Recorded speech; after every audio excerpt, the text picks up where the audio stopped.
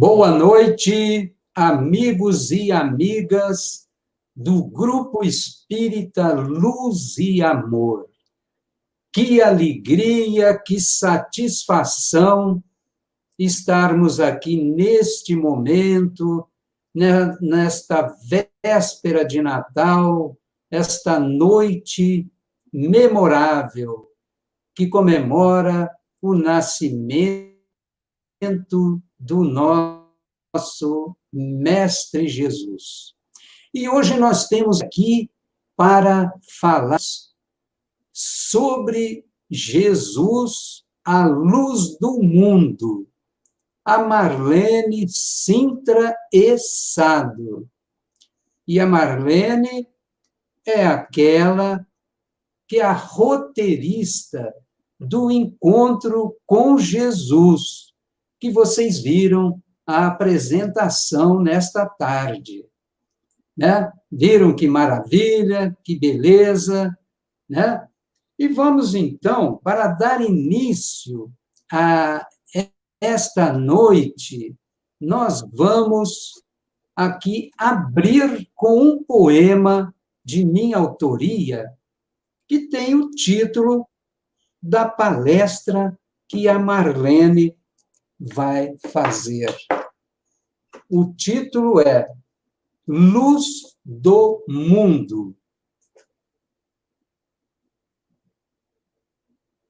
Luz do mundo. Jesus aqui veio com muita coragem trazer para todos a sua mensagem, mensagem de amor na voz do Senhor.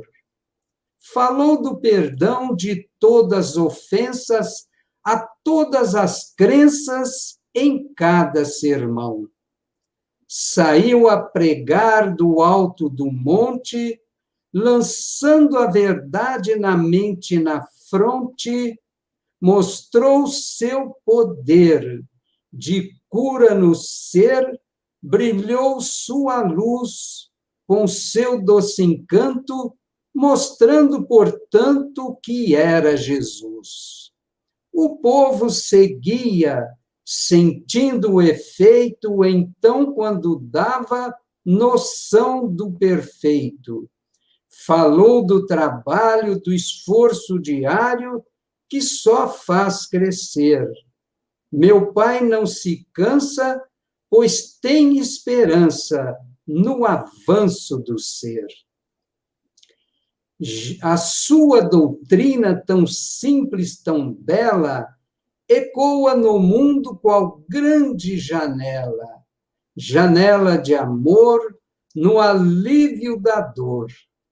Falou-nos da luz que brota em nós, do coro da voz que a Deus nos conduz. Na conta do tempo, mudou nossa história em antes de Cristo e após sua glória.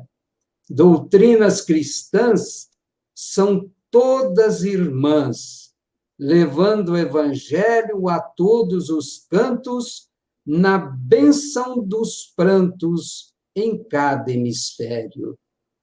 Chamado de bom, Jesus recusou. Só bom é meu Pai, foi quem nos criou. Assim deu exemplo para todos os tempos, de grande humildade, conforme seu nível, mostrando o incrível poder de bondade. Não vim destruir do Pai sua lei, mas dar cumprimento, fiel eu serei. A parte divina, profeta que ensina, resumo num só maior mandamento, do amor-sentimento dirijo até vós. Mandato divino cumpriu tudo à risca, conforme profetas nos deram a pista. Até suas dores sofreu sem clamores, conforme registro da velha Escritura, mostrando a figura segura do Cristo. Jesus foi severo com maus fariseus, porque não estavam fiéis ao bom Deus. Com esta ameaça, revolta-se a raça, mas pois não reconhece no Mestre o Messias, que nas profecias profeta enaltece. Fechou a missão em Jerusalém, diante Pilatos e o povo também, pois, sendo julgado, também condenado, enfrenta flagelo, açoite, tortura, em alma tão pura, de um reino tão belo. Após o holocausto sofrido na cruz, Rabino se eleva num facho de luz. Eis que Madalena o vê em luz plena e corre avisar os seus companheiros, levando a notícia com muita carícia ao bom mensageiro. Então os apóstolos, na falta do Cristo, ficaram tristonhos com tal imprevisto. Jesus aparece quando eles, em prece, buscavam destino do reino implantado pelo Mestre amado do plano divino. Jesus orienta o seu grupo herdeiro com todas as bases de um belo roteiro. Promete estar junto do grande conjunto e sempre amparar, voltando a seu posto, de Deus um preposto, eterno no amar. Então, com este poema, nós abrimos aqui a nossa noite e passamos a palavra para a nossa querida Marlene. A palavra é sua, Marlene. Boa noite, amigos do Grupo Espírita Luz e Amor, e todos os outros amigos que, porventura, de outros lugares, estejam nos ouvindo. Muito obrigada, querido poeta, pela poesia tão linda e que define tão bem, e com tanta luz, o que, na realidade, eu irei falar também, né? O poema, ele tem essa facilidade. Em poucas palavras, em poucos versos e poucas estrofes, ele resume tudo. Mas vamos falar de Jesus. E já desejando a cada coração um feliz Natal. Sendo hoje 24 de dezembro de 2020. E não há por que ter tristeza em nossos corações. Não importa que 2020 tenha sido um ano de testes, de dificuldades, mas nós sabemos que Jesus está no leme, está no barco, e é sobre este Espírito luminoso que iremos falar. Muito tem se discutido, sobre a data do seu nascimento. Pesquisas mostram que realmente essa data talvez não seja mesmo a data, mas não tem importância. O calendário marcou, foi decidido que dia 25 de dezembro é o dia em que as pessoas comemoram o nascimento do Mestre Jesus.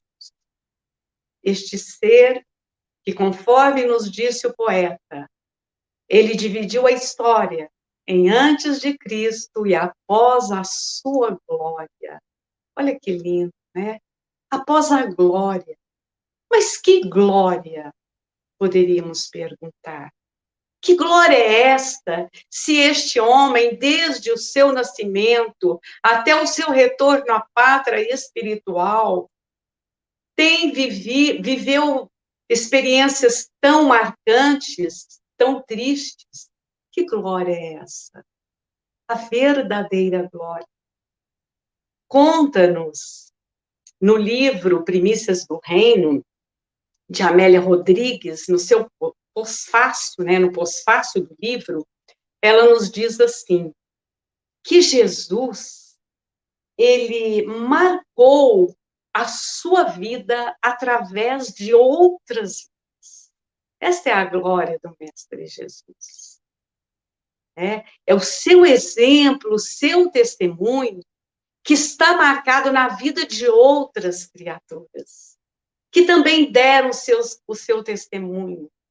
E aí é que está a beleza e é o foco do Mestre Jesus. Para isso ele veio. Porque o que quer o educador? O educador quer exatamente isso, que os seus ensinos fiquem impregnados na alma do educador.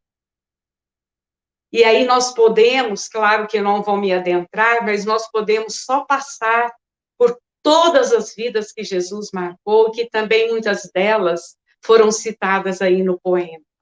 Né? Nós vemos a grande Maria de Madalena, que deu um testemunho lindo, a Joana de Cusa, todos os apóstolos do Mestre Jesus, até mesmo o nosso irmão querido, o nosso Judas, que testemunhou posteriormente, mas o grande aprendizado. E tantos outros que poderíamos citar.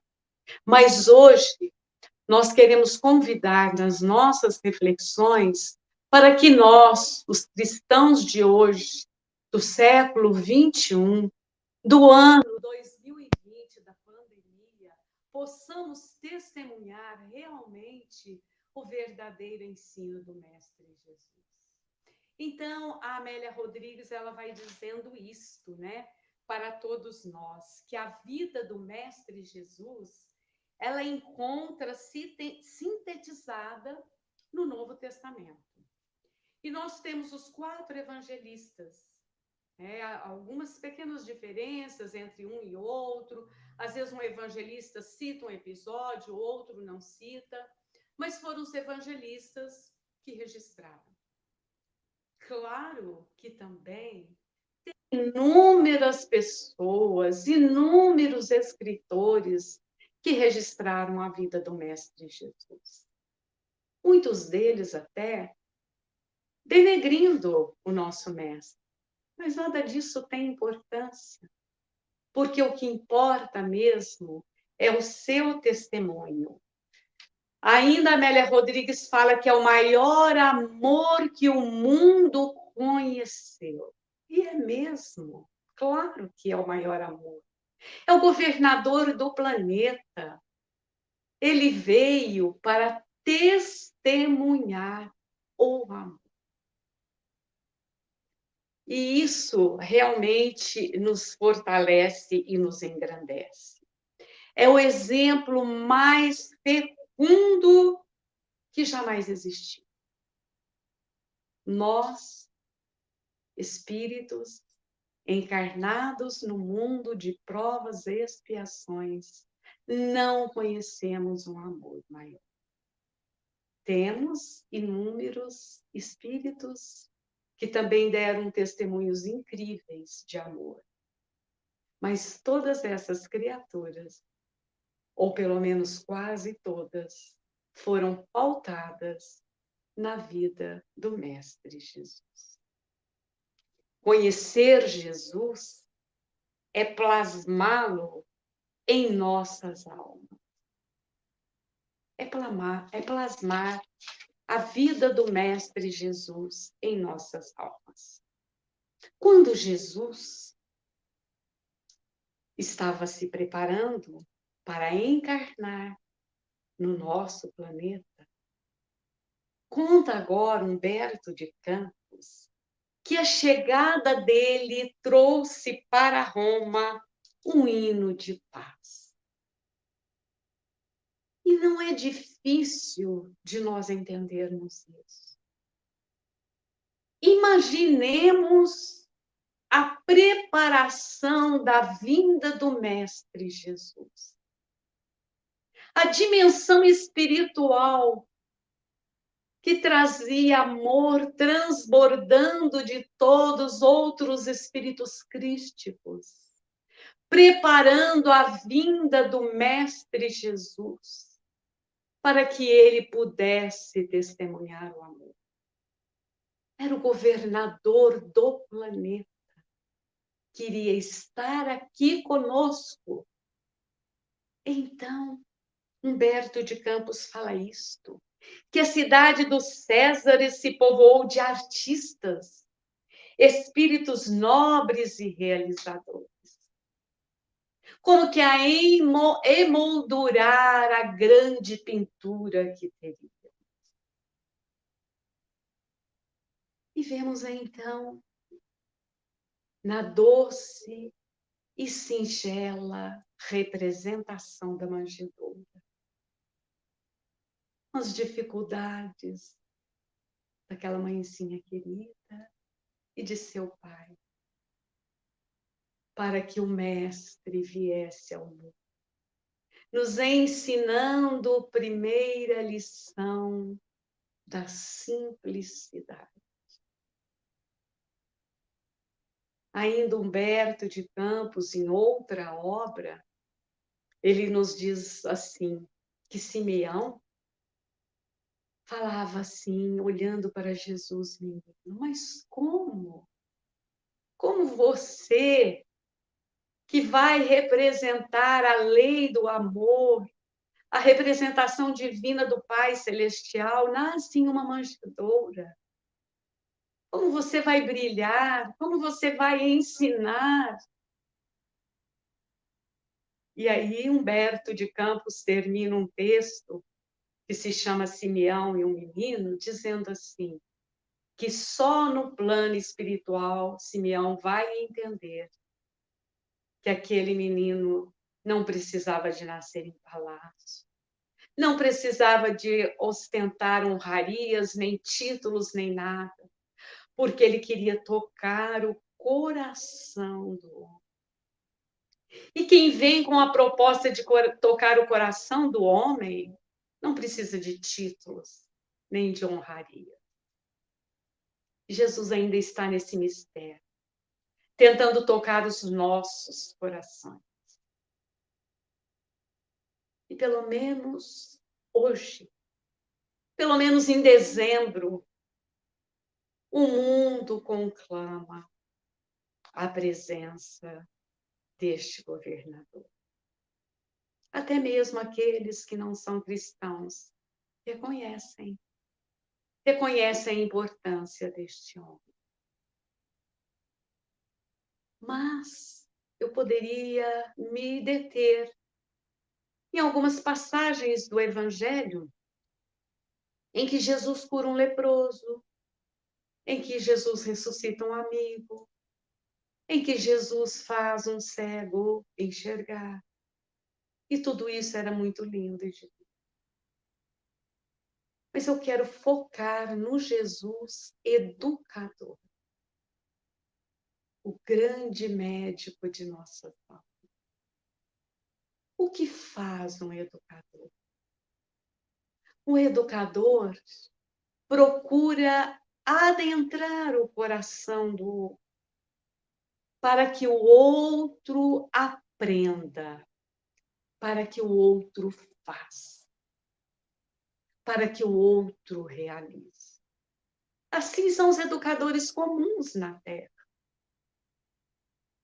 Eu mesma lecionei por vários anos e me enchia a alma de alegria quando você percebia um aluno respondendo bem uma lição, analisando com propriedade um texto e vendo seus olhos brilharem por uma lição aprendida. É isto que quer um educador. É isto que Jesus quer de nós. Que nós sejamos aqueles que divulguemos a sua lição de amor. Na prática, falar é importante sobre Jesus? É importante. Discorrer sobre o mestre é significativo? É muito significativo. Apresentar Jesus às crianças é sublime. Os nossos corações se enchem de alegria quando vemos uma criança perguntar sobre o mestre. Mas muito mais me emocionaria se nós víssemos todos os cristãos sendo cristãos. É esse o objetivo do mestre. E quão difícil é ser cristão. E claro que aqui eu estou dizendo de mim mesma. Jesus, como grande pedagogo, ele trouxe princípios que devem nortear o seu ensinamento, o seu testemunho. Porque o Evangelho, ele traz para nós a prática responsável, madura, e para que possamos ter uma postura interna, assim como nos ensinou o grande mestre Jesus. Cristo, como grande educador, ele deixou alguns princípios que nós vamos fazer um pequeno apanhado. E é evidente que a obra, o testemunho deste Espírito é grandioso, é riquíssimo. E que eu pensei algumas observações para que a gente possa ter um norte no nosso diálogo. Primeiro ensinamento do Mestre Jesus: amar ao próximo. Amar a Deus sobre todas as coisas e ao próximo como a si mesmo. Lição tão grandiosa. Porque o que é amar o próximo como a si mesmo?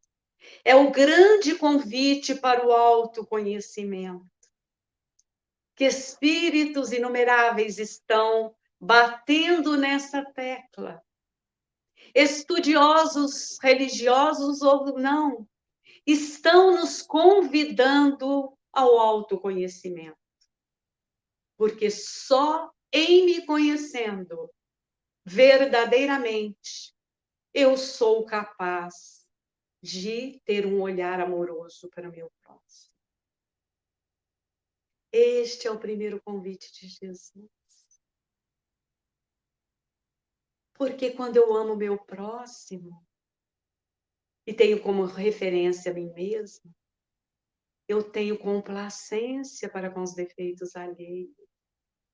Eu tenho compreensão. Eu sou capaz de criar um momento de empatia verdadeiro. Porque eu sei que nós, enquanto estamos a caminho da nossa evolução, nós erramos, nós acertamos, nós recebemos pedras, mas nós também atiramos. E aí eu sou capaz de abraçar o meu irmão.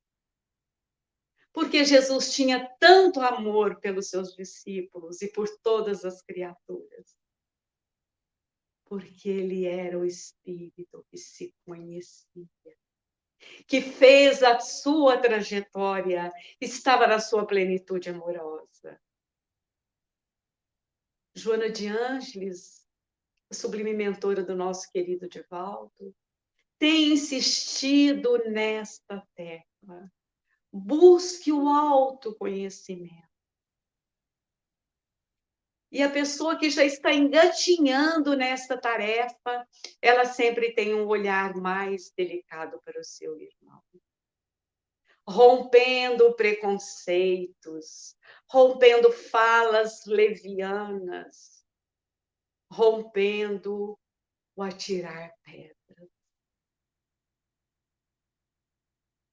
E aí nós vamos ver aquela lição tão preciosa de Jesus, tão maravilhosa.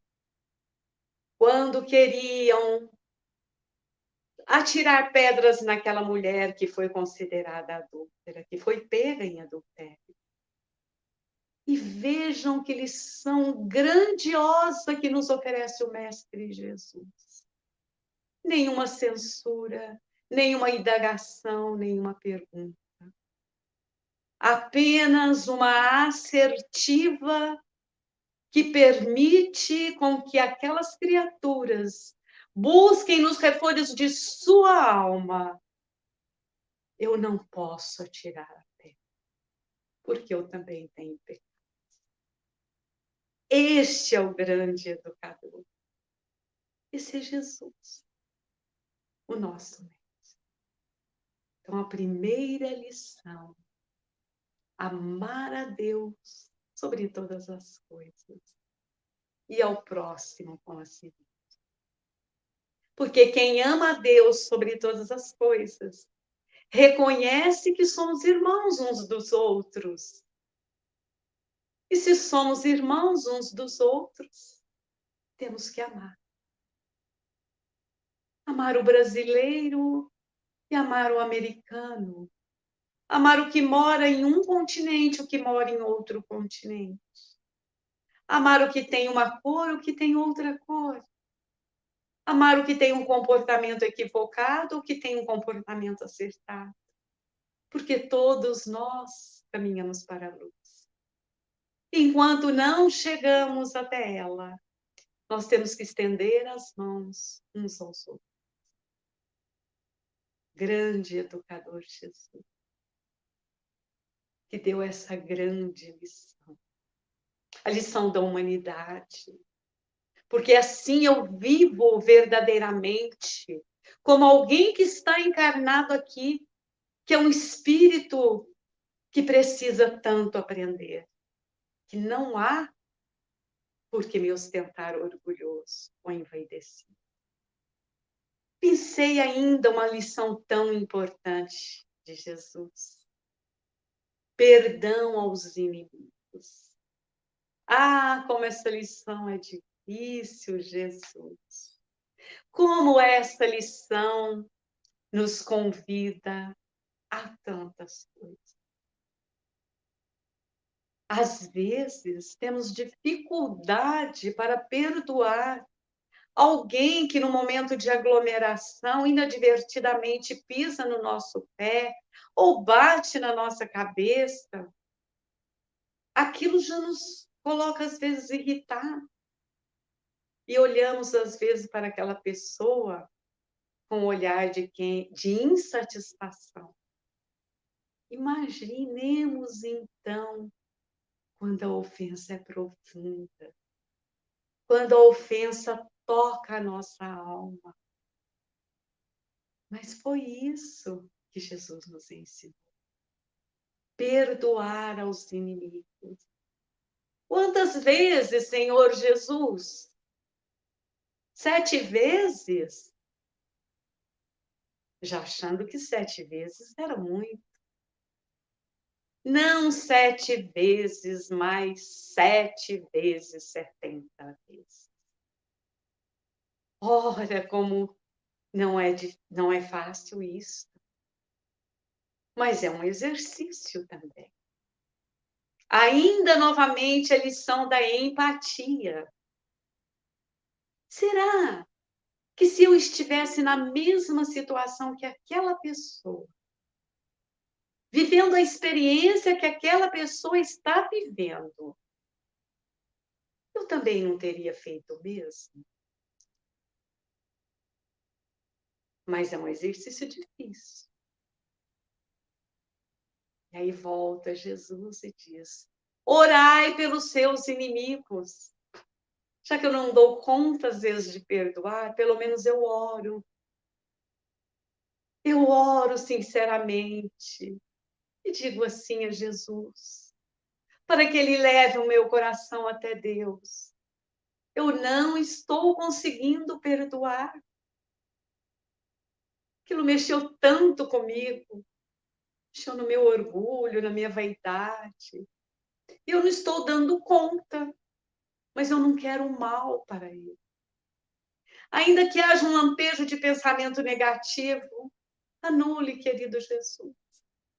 Eu quero só o bem para aquela pessoa. Porque eu sei que Ele é um irmão. Um exercício muito difícil, eu acho.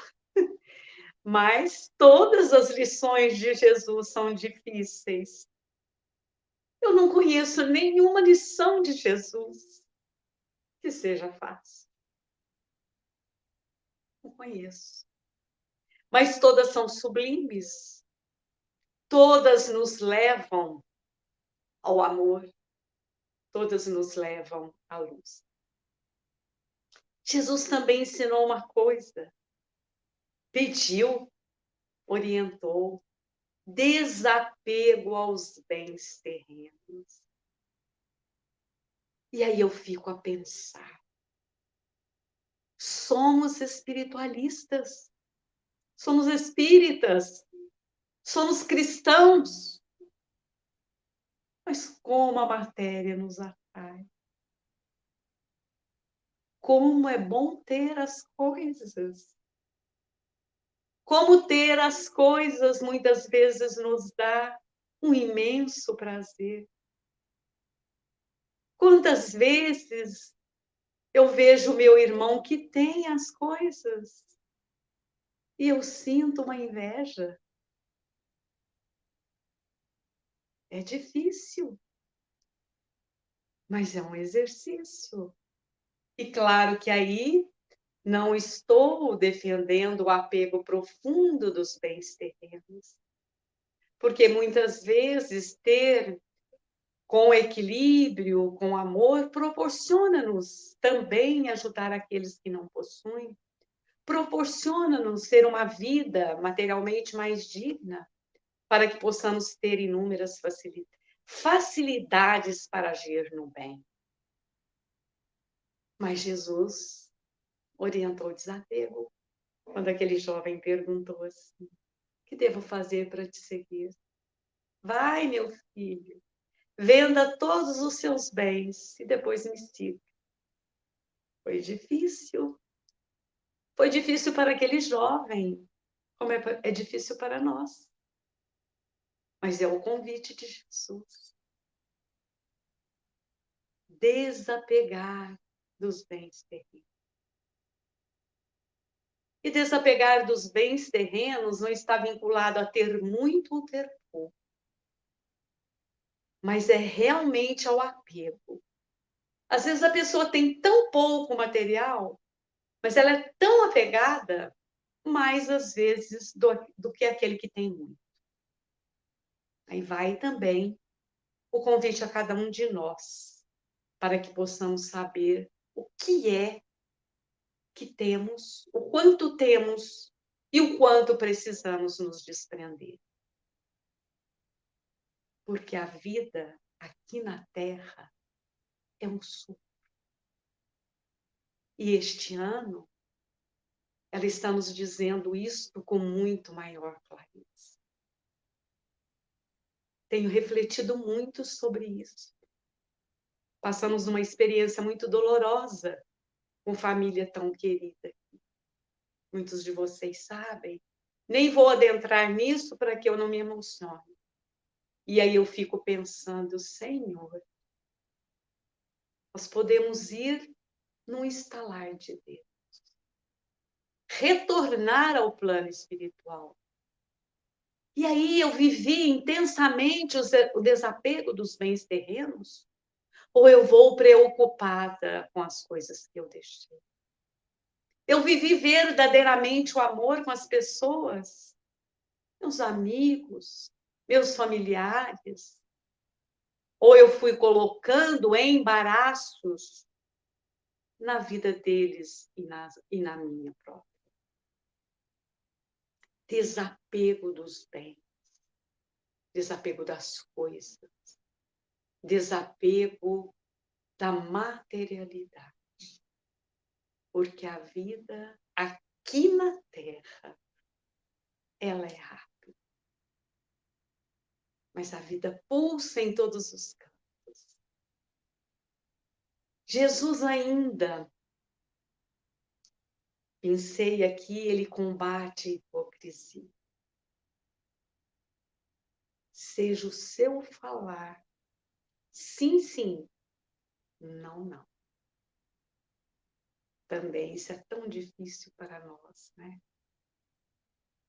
Tão difícil de nos posicionarmos muitas vezes. Principalmente quando estamos diante de pessoas que julgamos ter algum poder. De pessoas que ostentam títulos, que assinam livros, que assinam textos. Seja o seu falar sim, sim, não, não. Ensina-nos, Jesus. Não podemos ser hipócritas. E para mim, a pior das hipocrisias é nós nos dizermos cristãos, nós ostentarmos o título de espírita, aquele que recebeu o Cristo Consolador redivivo, e vivermos como se não conhecêssemos o Cristo. E o pior ainda, justificando. Não, mas eu fiz isto por tal motivo. Ah, mas também é tão difícil ser cristão hoje, porque na época de Cristo era fácil. Fácil olhar pela vida do Mestre. Fácil olhar pela vida dos seus discípulos, dos seus seguidores. E nós vamos verificar quão difícil. Os nossos testemunhos são quase que insignificantes diante do testemunho dos primeiros cristãos. E nem vou lembrar-lhes, porque são muitos, e todos nós os conhecemos. Mas agora, o testemunho tem que ser nosso. É nosso. E as nossas experiências, por mais dolorosas que elas sejam, e eu sei muito bem que cada criatura tem a sua história de vida. E cada pessoa tem capítulos de sua vida que são bem dolorosos. Mas todos eles, podemos pegar os mais difíceis, não têm o tamanho do testemunho e da história de vida dos nossos primeiros cristãos. E é bem provável, penso eu, que naquela época nós estávamos do outro lado da torcida. E agora o convite é para nós. Agora o testemunho é nosso. E precisamos fazer isso com muita galhardia. Porque ainda vemos o argueiro no olho do nosso vizinho. Mas vemos muito mais no nosso, né? Ou seja, vemos o argueiro no olho do vizinho, não vemos aquela trave enorme no nosso olho. Aí volta no primeiro ponto que eu falei, do autoconhecimento. Não julgar. Esse vício que nós temos desde sempre, ou porque já julgamos muito, ou porque já fomos julgados, temos bem forte impregnado em nós esse hábito de julgar. Em tudo queremos fazer um julgamento. Em tudo e por tudo queremos julgar. Mas esse não é o convite de Jesus. Tire antes a trave do teu olho. Trave é uma peça de madeira enorme que sustenta a estrutura de uma casa. E o argueiro é aquele cisquinho de nada. Quando a madeira, às vezes, está num processo de perda, ela solta umas bolinhas. Hoje a gente não vê muito. Quando eu era menina, a gente tinha uma casa que não tinha forro, morava numa casa que não tinha forro. De vez em quando caía aquele monte de argueiro, né? Umas coisinhas de nada. Para você perceber, tinha que fazer um montinho. Se fosse verificar individualmente, às vezes nem percebia. Nós insistimos em ver o pequeno defeito do nosso semelhante. Numa atitude de querer, uma atitude inconsciente, né? De defesa, de encobrir os nossos defeitos. E ainda lembrando que eu só sou capaz de ver o defeito no outro porque eu tenho primeiro. A primeira referência sou eu. Se nós não tivéssemos nenhum defeito, dificilmente nós enxergaríamos o defeito do outro.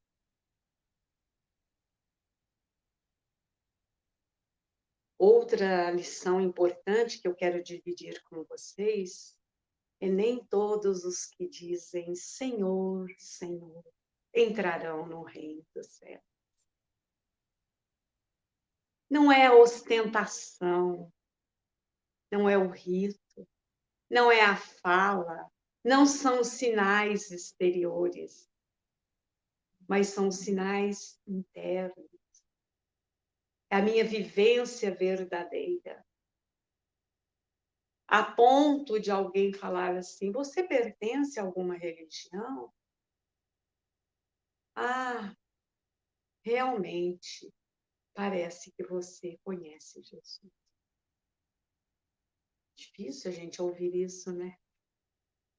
Por quê? Porque nós estamos ainda na exterioridade. Estamos ostentando o Senhor, Senhor, da boca para fora. E o ensino de Jesus é da interioridade, é do amor verdadeiro. E aí poderíamos ir buscando diferentes e diferentes passagens, diferentes falas do nosso Mestre, para calar os nossos corações. Mas vamos procurando ficar por aqui. E relembrando novamente que hoje, véspera de Natal, dia em que os cristãos comemoram o nascimento de Jesus.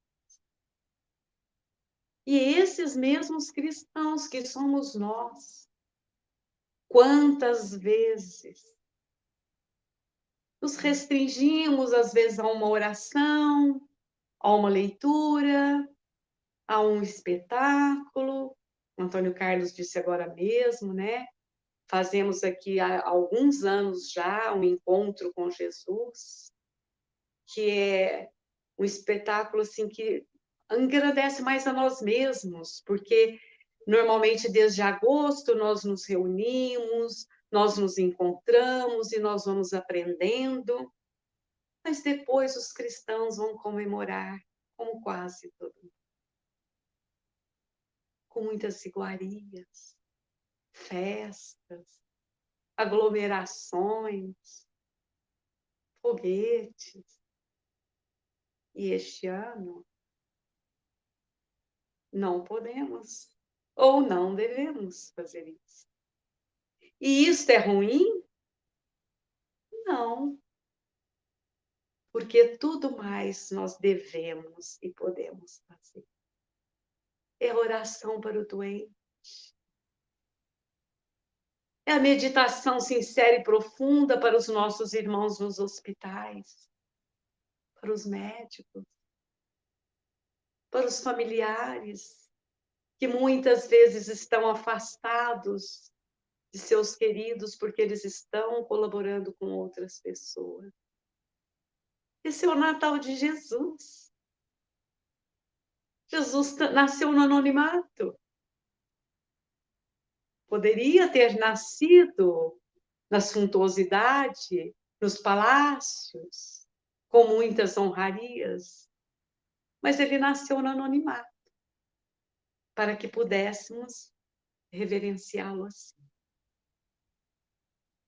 Fica aí, então, esta pequena reflexão. E eu vou encerrar com o finalzinho, né, de um texto também muito lindo de Emmanuel, que se chama Jesus, e que está no livro Antologia Mediúnica do Natal. E este texto é de Emmanuel, tem vários autores que escrevem aqui. Entre outras coisas, vou pegar apenas o final, Emmanuel nos diz assim: mensageiro do Pai, erguido à posição de mestre divino, consagrado à nossa educação para a vida eterna. Amou-nos antes que o amássemos, e tudo nos dá de si próprio, sem nada nos pedir. O grande educador. Olha o que o benfeitor está dizendo. E é o que eu quis dividir com vocês. Jesus não é aquele que cura, ele cura também. Mas a sua marca é de educador.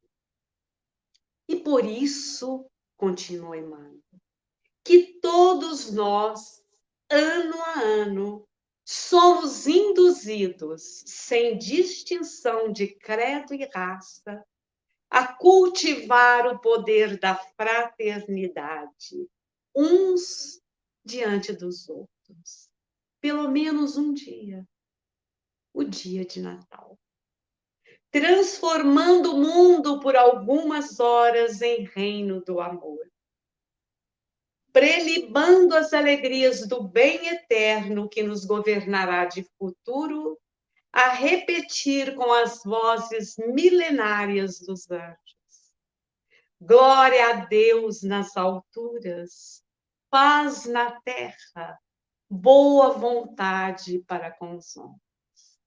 Que Jesus, o mestre querido, o divino pastor das ovelhas, nós que somos as ovelhas desgarradas, e que ele buscou-nos, abandonando as 99 no seu aprisco, porque ele nos ama profundamente, porque ele nos conhece nominalmente.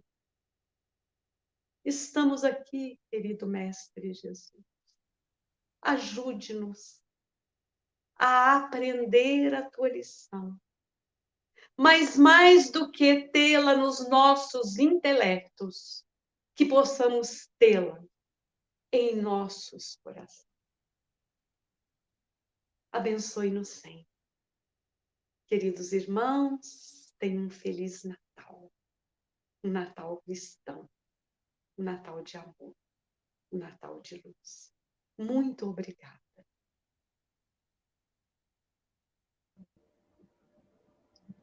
Parabéns, Marlene. Maravilha, uma palestra cheia de emoção, de sentimentos, né? Porque não há quem não se emocione quando se fala de Jesus, o nosso governador, não é mesmo? Então, nós estamos fechando este ano com chave de ouro. Ainda falta a próxima quinta, ainda teremos mais uma palestra, né? E coincidiu esse ano, às vésperas do Natal, e véspera de Ano Novo. Na próxima quinta-feira, nós teremos aqui a Maria Auxiliadora Santos Zessado, da cidade de Rio Claro, que vai falar para nós também sobre o tempo. Né? Então, na virada do ano, ela vai falar para nós sobre o tempo. E nós vamos, então, agradecer a Deus, agradecer a Jesus, aos benfeitores amigos que sempre nos auxiliam, nos amparam, nos assistem. Que nós possamos, agora, junto com os nossos familiares, ter aquele ambiente curtindo, né, em pequenos grupos, é claro, como a Marlene explicou, né, mas que possamos todos também pensar, fazer aquela reflexão mais profunda que sempre o mestre nos convida todo final de ano. Né? Então, que Jesus nos abençoe e nos ampare a todos. E vamos dar aquela que se costuma falar no final do encontro com Jesus, né, Marlene? Isso. Feliz Natal a todos! Boa noite a todos, gente.